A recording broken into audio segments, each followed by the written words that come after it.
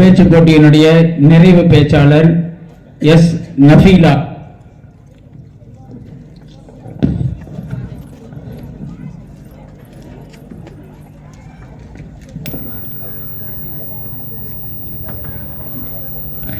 أعوذ بالله من الشيطان الرجيم بسم الله الرحمن الرحيم نحمد الله تعالى أولا متواصيا كما أمر والصلاة والسلام على نبي المعتبر وعلى آله وصحبه أجمعين أما بعد فقد قال الله تعالى ومن يؤت الحكمة فقد أوتي خيرا كثيرا وقال النبي صلى الله عليه وسلم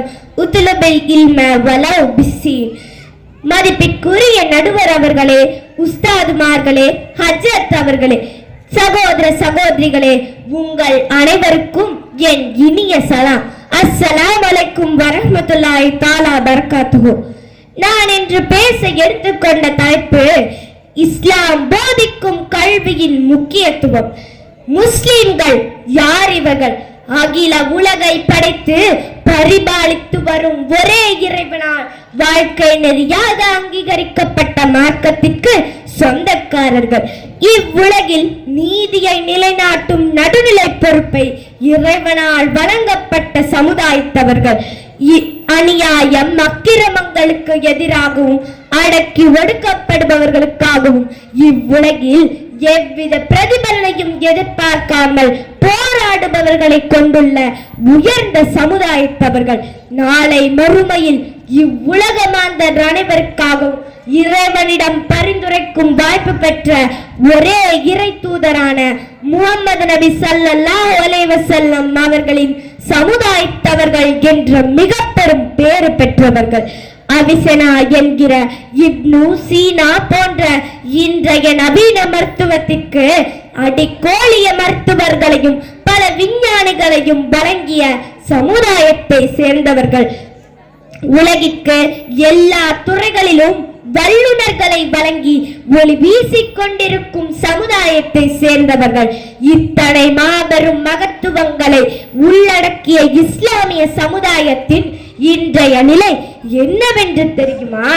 உலக பயங்கரவாதிகளால் சாதாரண மக்களின் எதிரிகளாக அடையாளப்படுத்தப்பட்டு உலகிற்கு ஒற்றுமையை கடைபிடித்து காண்பித்து முன்னுதாரணமாக திகழ வேண்டியவர்கள் தங்களுக்குள்ளேயே அடித்து பிரிவினைகளை வளர்த்துக் கொண்டு ஒரு தலைமைக்கு கட்டுப்பட்டு கட்டுக்கோப்பான சமுதாயமாக வாழ வேண்டியவர்கள் 100 பேர் வசிக்கும் ஒரு தெருவுக்குள்ளேயே 9 அமைப்புகளை ஏற்படுத்தி கொண்டு இறைவனை நம்புவதோடு கூடவே ஜாதகம், சூனியம், நல்ல நேரம், கெட்ட நேரம் என்று கண்ணை மூடிக்கொண்டு மூடத்தனங்களில் மூழ்கியவர்களாக ஈமானை அடகு வைத்துக் கொண்டு நற்பண்புகளுக்கு விளைநிலங்களாக கண்ணியமான சமுதாயமாக வாழ வேண்டியவர்கள் பிரச்சாரம், விவாதம், பணவசூல் என்ற பெயர்களில் கண்ணியத்தை மறந்தவர்களாக சொந்த சகோதரரின் கண்ணியத்தையும் விலை பேசிக்கொண்டு மறுமைக்காக வாழ வேண்டியவர்கள் வட்டி, மது, மாது, சூது என்ற அனைத்து அருவருப்பான குற்றங்களையும் செய்பவர்களாக இறைவனை தவிர வேறு எதற்கும் மஞ்சாமல் துணிவோடு நெஞ்சை நிமிர்த்தி கொண்டு வாழ வேண்டியவர்கள் இறைவனை தவிர மற்ற அனைத்திற்கும் பயந்தவர்களாக தினம் அஞ்சி வாழ்ந்து கொண்டிருக்கிறார்கள். எவ்வித சமுதாய அக்கறையும் இன்றி உணர்வற்றவர்களாக இறைவனின் கோபத்திற்கு ஆளாகி கொண்டு நிற்கின்றது இன்றைய இஸ்லாமிய சமுதாயம். இதற்கு காரணம் என்ன? நல்வழிப்படுத்த போதிய வசதியின்மையா? தலைமைக்கு கட்டுப்படும் கட்டுப்பாடின்மையா? நல்ல தலைவர்கள் இல்லாததாலா? போதிய மார்க்க அறிஞர்கள் இல்லாததாலா? இல்லை, நிச்சயமாக இல்லவே இல்லை. இவை அனைத்தும் போதிய அளவு இச்சமுதாயத்திடம் நிறையவே உள்ளது. பின் ஏன் இந்த இழிநிலை? சிந்தித்து பார்த்தால் இதற்கு கிடைக்கும் ஒரே விடை கல்வி ஞானமின்மைதான். கல்வி ஞானமின்றி, சிந்திக்கும் அறிவின்றி ஆட்டு மந்தைகள் போன்ற ஒரு மக்கள் கூட்டத்தை வெகு நாளைக்கு ஒரு தலைவரால் வழிநடத்தி செல்ல இயலாது.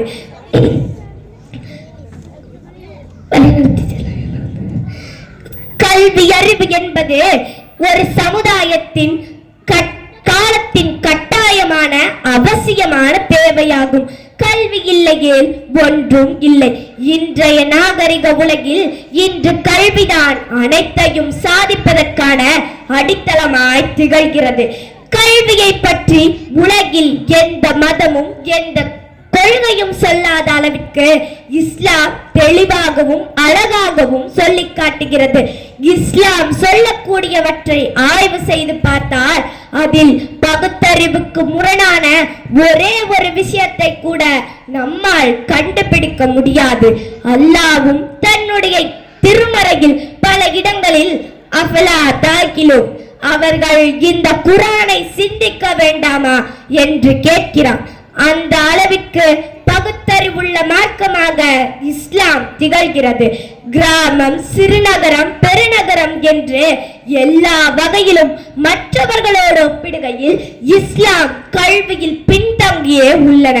இன்னும் சொல்லப்படாத கணக்கெடுக்கப்படாத விவரங்கள் எவ்வளவோ உள்ளன. நாட்டின் எல்லா துறைகளிலும் பின்தங்கி இருக்கும் சமுதாயம் சிறைச்சாலை கணக்கெடுப்பில் முதலிடத்தில் உள்ளது. இன்று கல்வியில் இடஒதுக்கீட்டிற்காக போராடி கொண்டிருக்கும் சமுதாய இயக்கங்கள் அந்த இடஒதுக்கீடு கிடைத்து விட்டால் அதற்கு தகுதியான எத்தனை நபர்கள் இச்சமுதாயத்திலிருந்து செல்வார்கள் என்பதை குறித்து சிந்தித்து பார்க்க வேண்டும். வெறும் காசு வசூலில் கவனம் செலுத்துபவர்கள் பின்னர் அதனை பிரித்து கொடுப்பதில் சண்டையிட்டு நீயா நானா என சமுதாயத்தை சந்தி சிரிக்க வைப்பதிலும் கவனம் செலுத்துபவர்கள் சமுதாய கல்விக்காக கவனம் செலுத்தினால் எதிர்கால சமுதாயமாவது உயிர் பெறும். கல்வி அறிவு என்பது இருட்டில் வழி தெரியாமல் செல்லும் பயணிக்கு வழிகாட்டும் ஒளிவிளக்கை போன்றதாகும். அதனை பெறாதவர்கள் இழந்தவர்கள். என்ன விலை கொடுத்தாவது திரும்ப பெற முயல வேண்டும். சீனா சென்றேனும் கல்வியை பெற்றுக் கொள்ளுங்கள் எனவும், கல்வியின் பாதையில் செல்பவன் ஸ்வர்க்கத்தின் பாதையில் பயணிக்கிறான் என்றும் அறிவுறுத்திய முஹம்மது நபி ஸல்லல்லாஹு அலைஹி வஸல்லம் அவர்களின் பொன்மொழியை மறந்தவன் கூலியை இன்று சமுதாயம் அனுபவிக்கிறது என்றால் அது மிகையாகாது. ஒருவர் கல்வியை கற்றுக்கொள்ள வேண்டும் அல்லது கற்றுக் கொடுக்க வேண்டும் என்ற நோக்கத்தை தவிர வேறு நோக்கமின்றி மஸ்ஜிதின் பக்கம் வந்தால் அவருக்கு பரிபூர்ண ஹஜ்ஜை நிறைவேற்றியவனின் நன்மை கிடைக்கும். ஆகவே அன்பிற்குரிய இஸ்லாமிய சகோதரர்களே, ஒரு முஸ்லிம் தன்னுடைய அனைத்து செயல்களுமே இபாதத்துகளாக மாற்றி அமைக்க கல்வி மிக மிக அவசியமானதாகும். அக்கல்வியை முறையாக கற்பதற்கு நம் சமூகத்தினர் ஆர்வம் காட்ட வேண்டும். எதிர்காலத்தில் நம் சமுதாயம் கல்வியில் முதலிடத்தை பெற நாம் அனைவரும் இந்நாளில் உறுதியேற்போமாக. எல்லாம் வல்ல ரஹ்மான் நம் அனைவருக்கும் நற்கிருபை வழங்க பிரார்த்திப்போமாக. ஆமீன் ஆமீன் யா ரப்பல் ஆலமீன். வாஹிர் தஅவானா அல்ஹம்துலில்லாஹி ரப்பில் ஆலமீன். அஸ்ஸலாமு அலைக்கும் வரஹ்மத்துல்லாஹி தஆலா பரகாத்துஹு.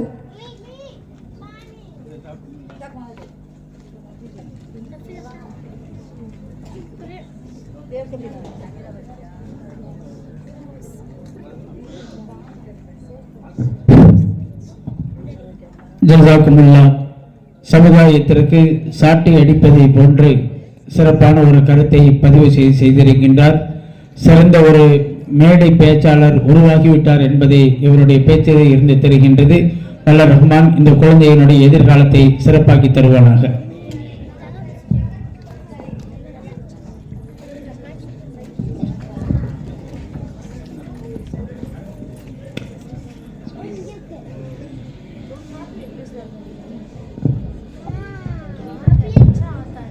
அஸ்ஸலாமு அலைக்கும் வரஹ்மத்துல்லாஹி வபரகாத்துஹு.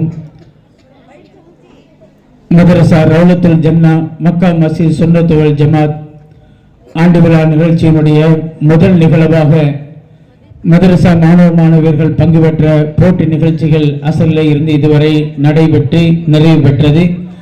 எல்லா குழந்தைகளுமே, அதாவது எந்த ஒரு பெரிய வெளியிலே அல்லது பொது இடங்களில் நின்று வெகு நேரம் பேசுவார் இனிக்கிற மாதிரி பேசுவார், சத்தமா பேசுவார். மேடையில் கொண்டு நிக்க வச்ச உடனே வாயு வராது, கை கால உதட்ட ஆரம்பிச்சிடும். அப்படி இருக்கக்கூடியவர்களைத்தான் பார்க்கின்றோம். ஆனால் இந்த குழந்தைகள் தங்களுக்கு போதிக்கப்பட்ட மரணம் செய்யப்பட்ட விஷயங்களை நமக்கு மத்தியில் அவருடைய பெற்றோர்கள் இருக்கின்றார்கள், கற்றுக் கொடுத்த ஆசிரியர்கள் இருக்கின்றார்கள். இவர்களுக்கு மத்தியிலே இந்த குழந்தைகள் மேடை ஏறி தங்களுடைய கருத்தை அவர்கள் பதிவு செய்கின்றார் என்று சொன்னால் இவர்கள் மேடை ஏறுவதற்கே தனியாக மார்க் போடணும். ஆனால் சில குழந்தைகள் அனைவருக்குமே ஒரே மாதிரியாக நாங்கள் மதிப்பெண்கள் இட முடியாது. அந்த குழந்தைகளுடைய மனன சக்தி, பேச்சாற்றல், அவர்களுடைய சிந்தனை இவைகளை எல்லாம் அடிப்படையாக வைத்துதான் நடுவர்களாகிய நாங்கள் எதுங்களால் முடிந்த அளவு அவர்களை கணித்து மதிப்பெண் போட்டிருக்கின்றோம். சில குழந்தை மதரசாவில் நல்லா பேசியிருப்பாங்க, மேடையில் கொஞ்சம் அப்படியே உதறன்னு விட்டுருப்பாங்க. அதை வச்சுதான் நாங்கள் பாட முடியும். நல்லா படிக்கிற பிள்ளை மார்க் போடலைங்கிற மாதிரி தப்பா பேசிடாதீங்க. எங்களால் முடிந்ததை அவர்கள் பேசியதை வைத்து கணித்து அல்லாஹ்வுக்காக மார்க் போட்டிருக்கின்றோம்.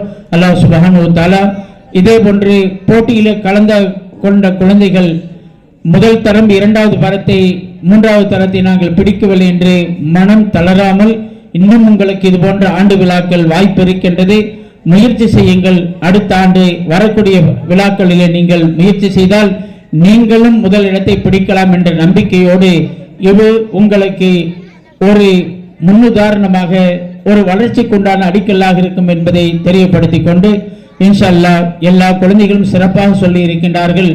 அவருடைய மனன சக்தியும் அல்லாஹ் மேம்படுத்தி, கல்வி ஞானத்தையும் அல்லாஹ் சுப்ஹானஹு வ தஆலா மேம்படுத்தி சிறந்த குழந்தைகளாக அல்லாஹ் அந்த குழந்தைகளை உருவாக்கி தருவானாக என்று துஆ செய்து கொள்கின்றோம். அஸ்ஸலாமு அலைக்கும் வரஹ்மத்துல்லாஹி வபரகாத்துஹு. அன்பிற்குரிய பெரியவர்களே, சகோதரர்களே, தாய்மார்களே, இந்த விழாவினுடைய முதல் நிகழ்வுகளாக மாணவ மாணவர்களுடைய போட்டி நிகழ்வுகள் முடிவுட்டு விட்டது.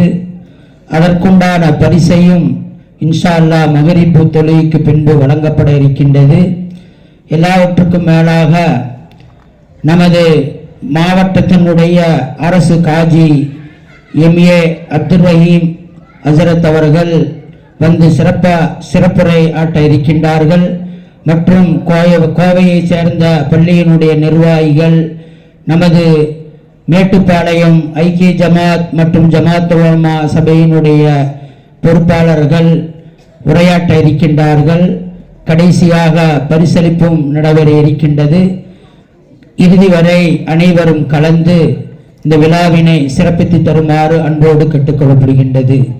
இவ்வளவு நேரம் தங்களுடைய பணிகளை செய்து முடித்ததற்காக மௌலானா மௌல்வி ஹாஜி KS நூருத்தீன் ஹஜரத் அவர்களுக்கும், அடுத்து மௌலானா மௌல்வி ஹைதர் அலி தாவூதி ஹஜரத் அவர்களுக்கும் நடுவர்களாக இருந்து மதிப்பெண் இட்டு நமக்கு தர இருக்கக்கூடிய அவர்களுக்கு மனமான நன்றியை தெரிவித்துக் கொள்கின்றேன். ஜஸாக்கல்லாஹு ஹைரன் கசீரா. அஸ்ஸலாமு அலைக்கும்.